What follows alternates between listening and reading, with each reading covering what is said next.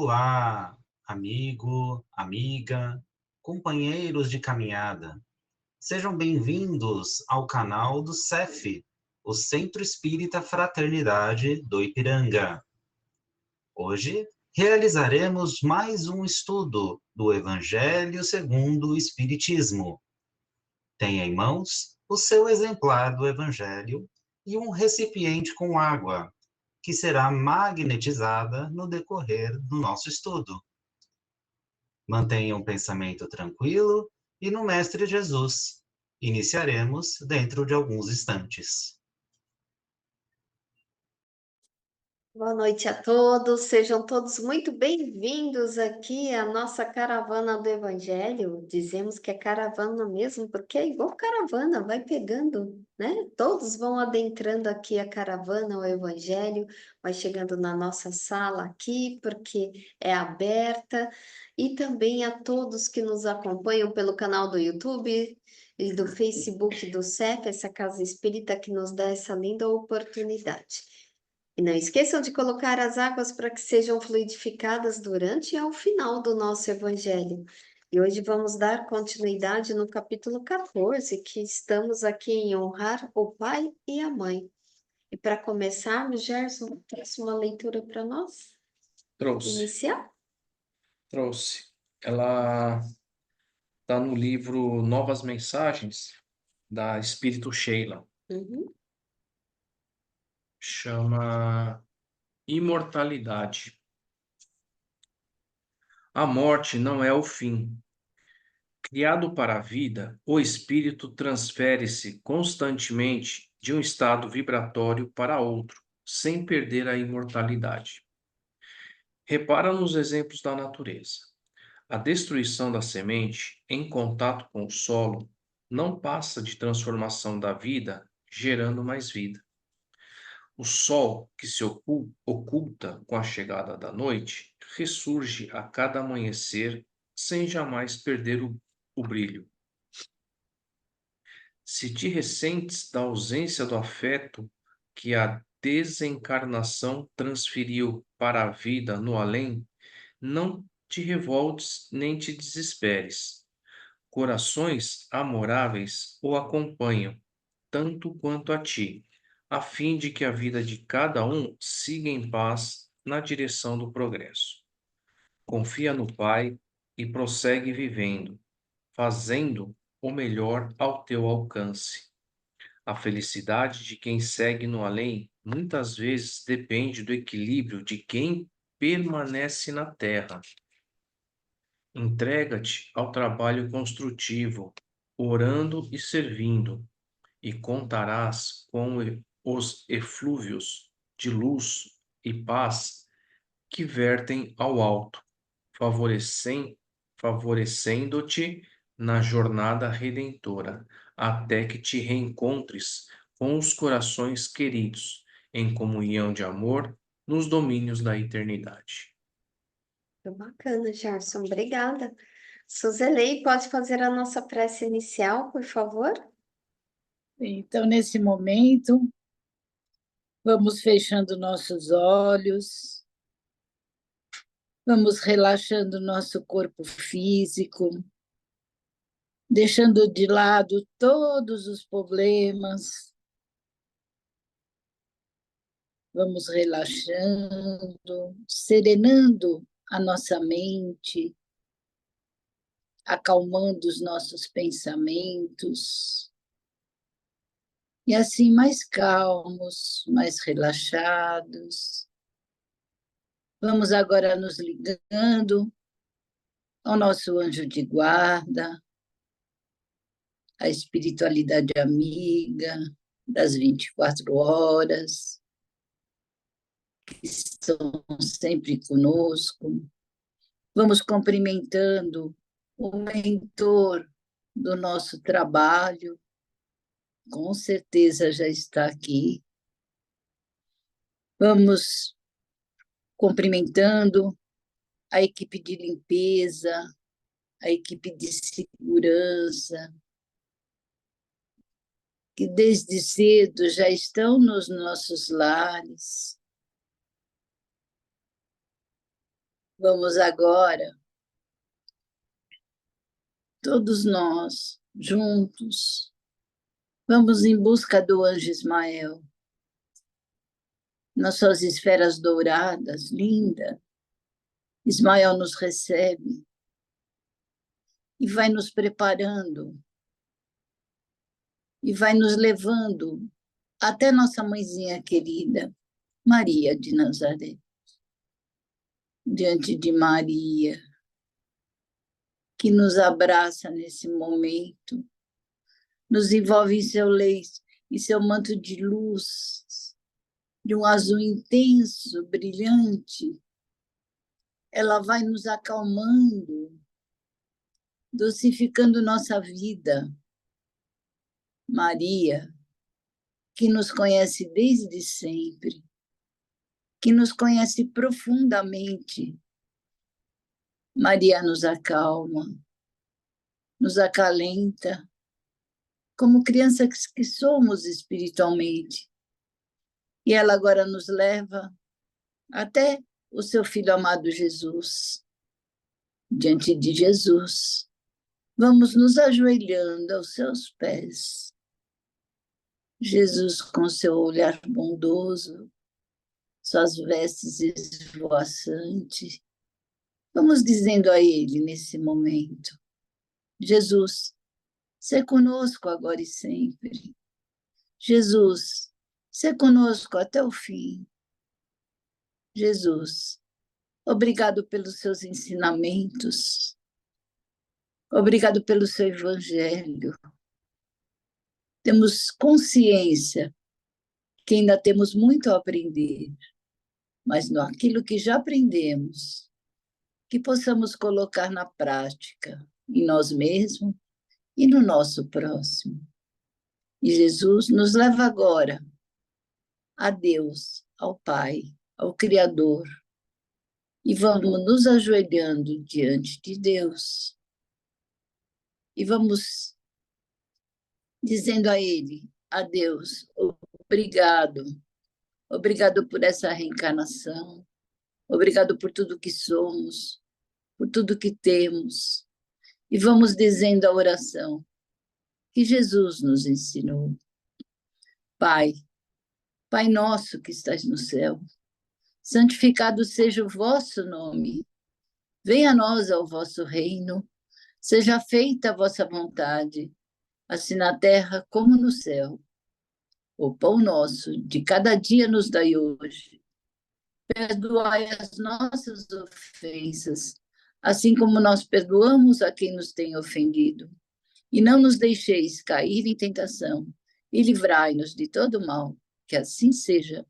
Graças a Deus, graças a Jesus e graças a Maria Santíssima. Amém. Obrigada, Suzeli. Maria Santos, pode fazer a leitura para nós hoje, por favor?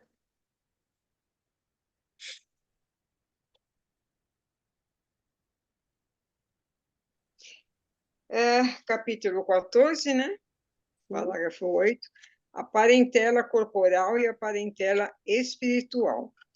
Os laços do sangue não criam forçosamente os liames entre os espíritos. O corpo procede do corpo, mas o espírito não procede do espírito. Porquanto o espírito já existia antes da formação do corpo. Não é o pai quem cria o espírito de seu filho.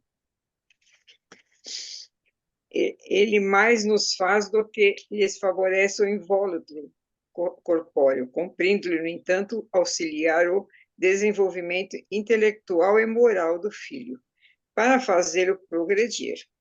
Os que encarnam numa família, sobretudo como parentes próximos, são, as mais das vezes, espíritos simpáticos, ligados por anteriores relações, que se expressam por uma afeição recíproca na vida terrena. Mas também pode acontecer, assim, completamente estranho com os outros, esses espíritos afastados entre si por empatia igualmente anteriores, que se traduzem na Terra por um mútuo antagonismo, que aí lhes serve de provação. não são os da consanguinamente do verdadeiro laço de família, e sim os da simpatia e da comunhão de ideias, as quais aprendem os espíritos antes, durante e depois das suas encarnações.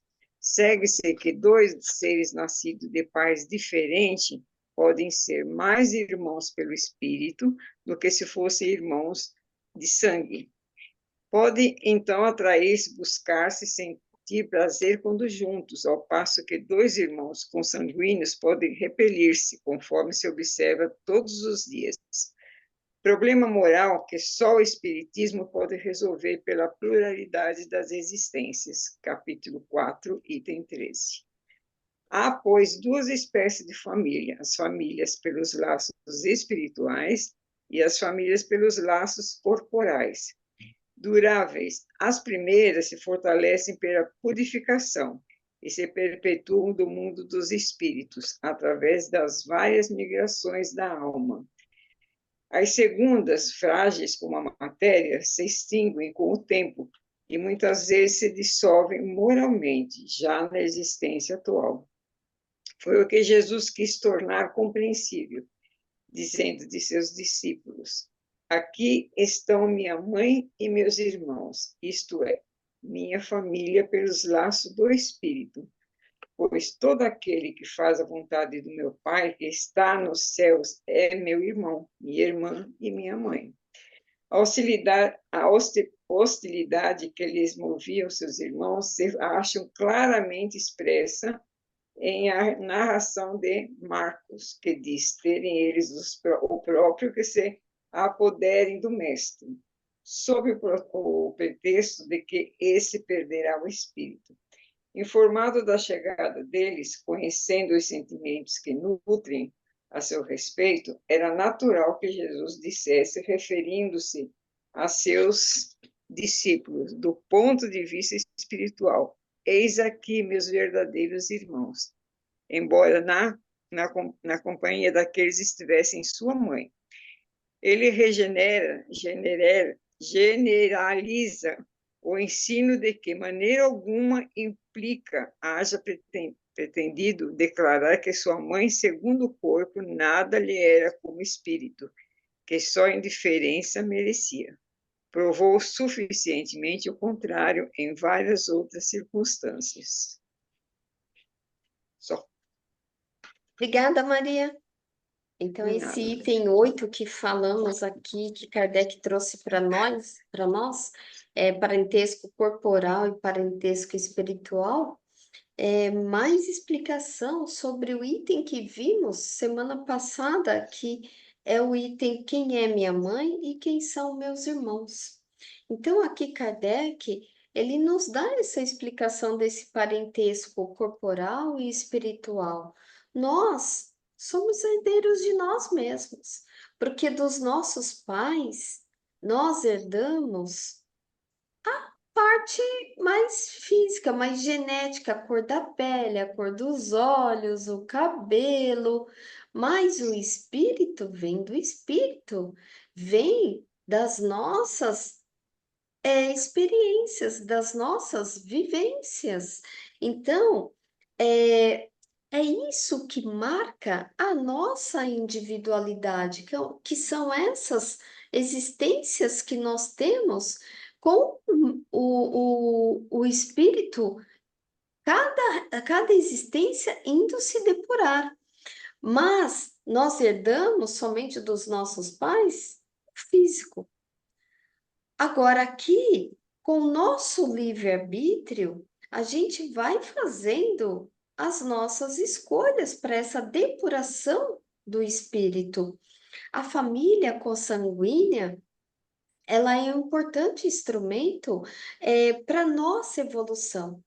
Porque, como Kardec explicou aqui para nós, a família consanguínea normalmente é constituída por aqueles espíritos afins.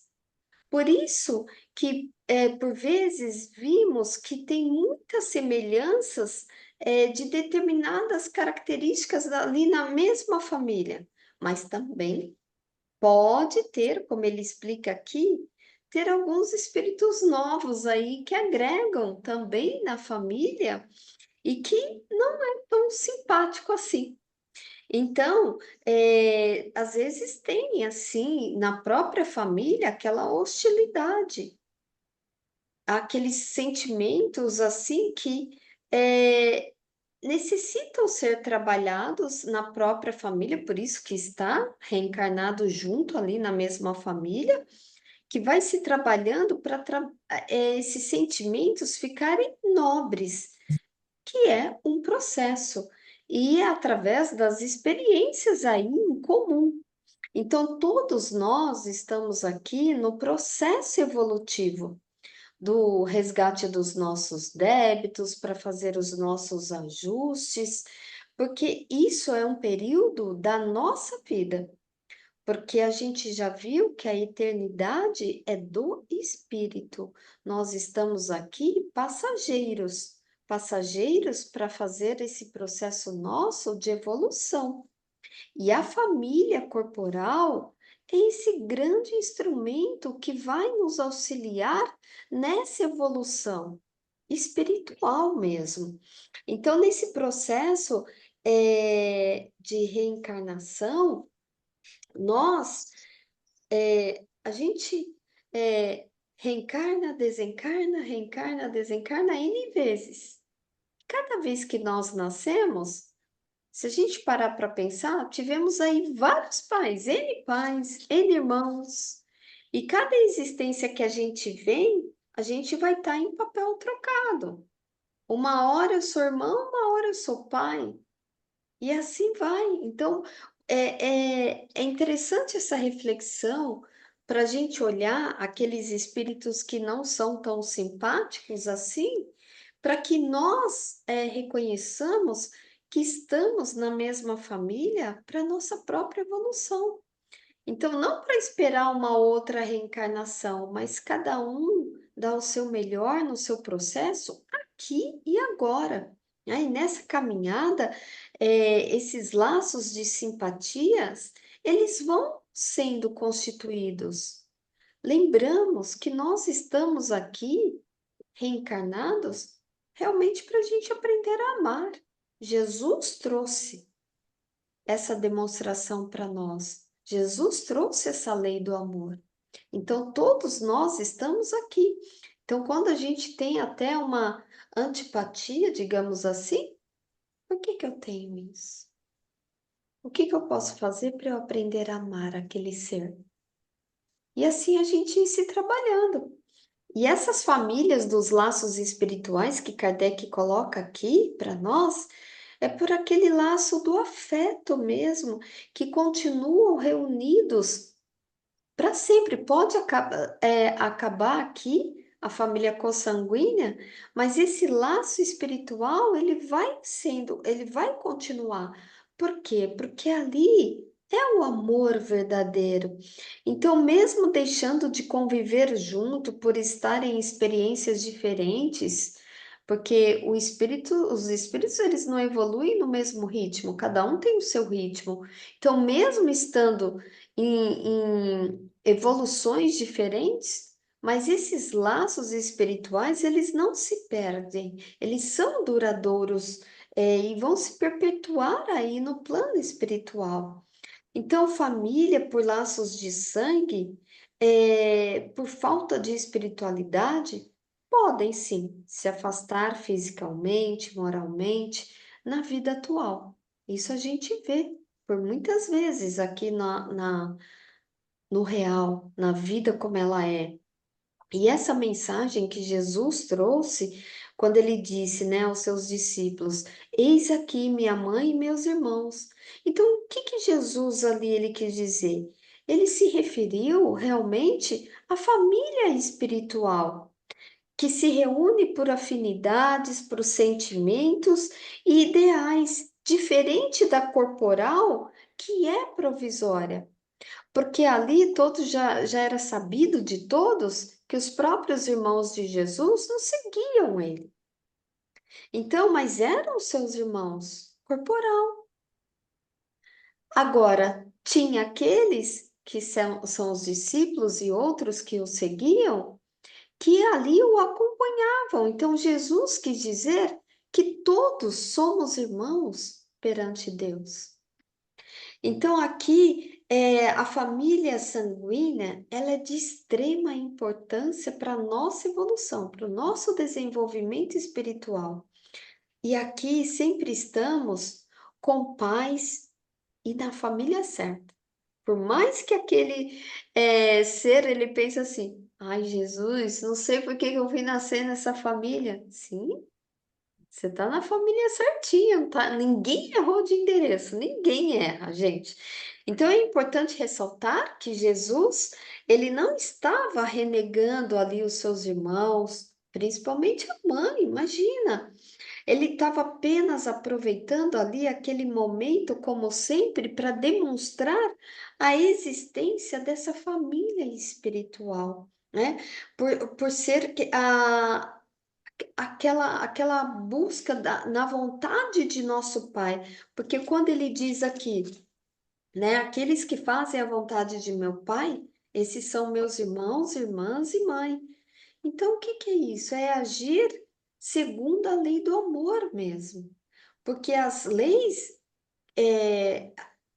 as leis que regem para o bem, essas não vão reger para o mal.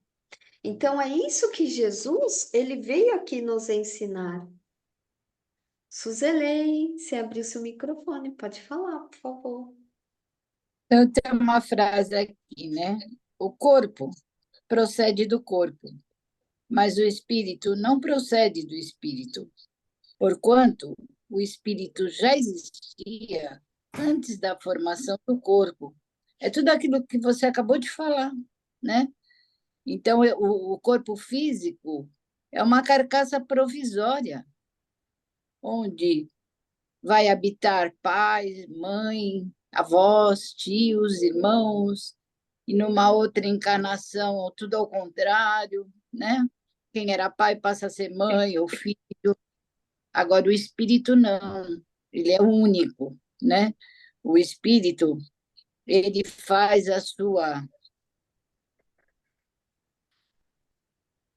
como é que fala?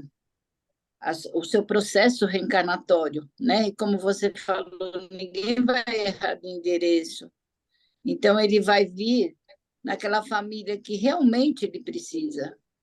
Ele vai ter aquele pai, aquela mãe, aquela irmã, etc., que realmente é necessário.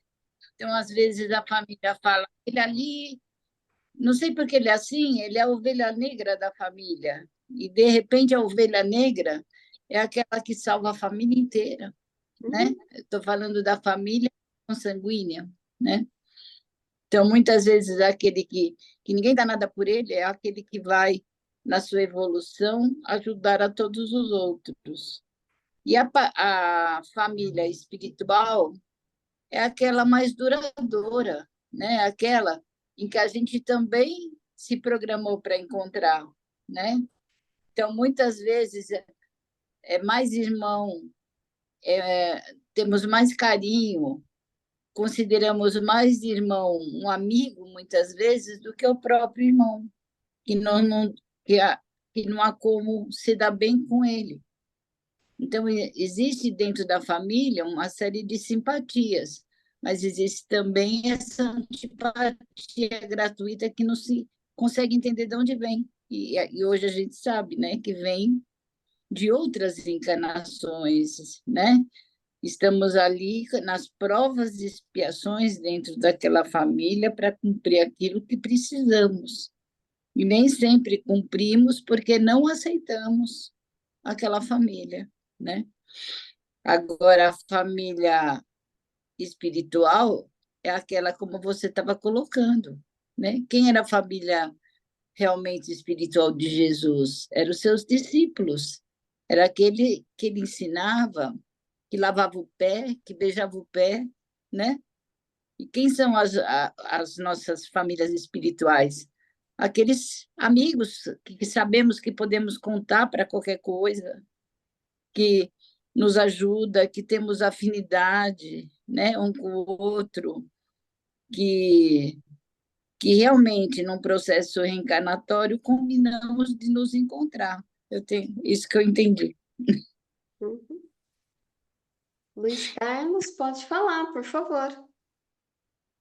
Essa passagem daí é o complemento da passagem anterior que nós já fizemos, né?